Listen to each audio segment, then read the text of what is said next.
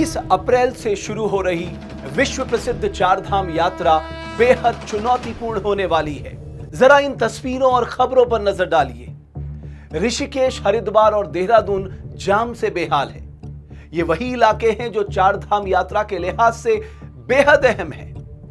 यात्रा शुरू होने से पहले ही मानो ट्रैफिक के सारे इंतजामात ध्वस्त होते दिख रहे हो। चारधाम यात्रा में ट्रैफिक मैनेजमेंट सबसे बड़ी चुनौती होने वाली है।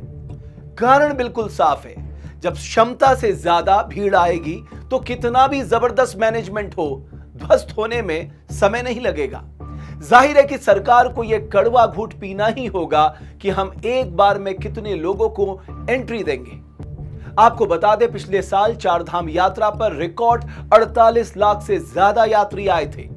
उम्मीद है इस बार ये आंकड़ा 50 लाख को भी पार कर जाएगा। अब जरा पिछले साल की ये दो तस्वीरों पर नजर डालते हैं। यमुनोत्री और सोनप्रयाग के हालात बेकाबू हो गए थे, लेकिन दैवीय कृपा रही कि कोई बड़ी घटना नहीं घटी। सबसे बड़ा सवाल यही है कि इस तरह की स्थिति से निपटने के लिए हमारी तैयारियां क्या है। लाखों यात्रियों की भीड़ को करीब 1200 किलोमीटर के यात्रा रूट पर 184 दिनों तक संभाले रखना बेहद चुनौतीपूर्ण कार्य है। तकरीबन 5000 पुलिसकर्मी इस व्यवस्था को संभालते हैं। इनकी जितनी तारीफ की जाए कम है। प्रबंधन के लिए यह शोध का विषय भी हो सकता है। चारधाम यात्रा पर एक और बात जो निकलकर सामने आती है वो है पार्किंग की व्यवस्था। इस बार प्रशासन दावा कर रहा है कि पहले से अधिक पार्किंग स्थल बनाए गए हैं, लेकिन यह भी देखना होगा कि यात्री जहां ठहर रहे हैं उसी के आसपास पार्किंग उपलब्ध हो जाए, तो यात्रा मार्ग पर अनावश्यक भीड़भाड़ से निजात मिल सकेगी। चारधाम यात्रा पर आने वाले यात्रियों के पंजीकरण में पारदर्शिता और तकनीक का अधिक इस्तेमाल होना जरूरी है। यह भी जरूरी है कि हमारे पास रजिस्ट्रेशन के लिए पर्याप्त और अनुभवी कर्मचारी हों। श्रद्धालुओं के लिए पर्याप्त मात्रा में शौचालय और पेयों उपलब्ध होने चाहिए। क्या हम महत्वपूर्ण चारधाम यात्रा को प्लास्टिक मुक्त नहीं बना सकते? कचरा प्रबंधन आज भी हमारे लिए सबसे बड़ी चुनौती नहीं है। हमें इस बात के ठोस इंतजाम करने ही होंगे कि कचरा नदियों में ना गिरे। आमतौर पर केदारनाथ हेली यात्रा में कई गड़बड़ियों की बात सामने आती है। इस बार भी बुकिंग ओपन होते ही चंद मिनटों में हजारों टिकट बिक गए। क्या इसके पीछे कोई सिंडिकेट काम तो नहीं कर रहा? इस पर भी कड़ी निगरानी रखनी जरूरी है। चारधाम यात्रा से जुड़े विभागों के बीच समन्वय का ना होना हर बार बड़ी परेशानी खड़ी करता है। अगर चारधाम यात्रा को सुगम और सकुशल बनाना है तो विभागों में हर हाल में समन्वय स्थापित करना होगा।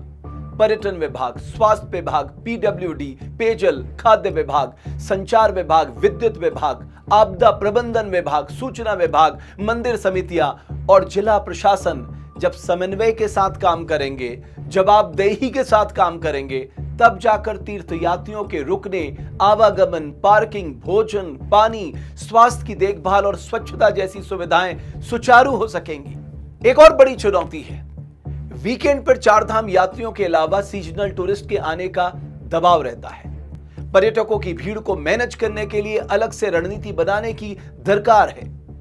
एक और बात सामने आती है, चारधाम यात्रा काल में स्थानीय लोगों को बाहरी समस्याओं का सामना करना पड़ता है।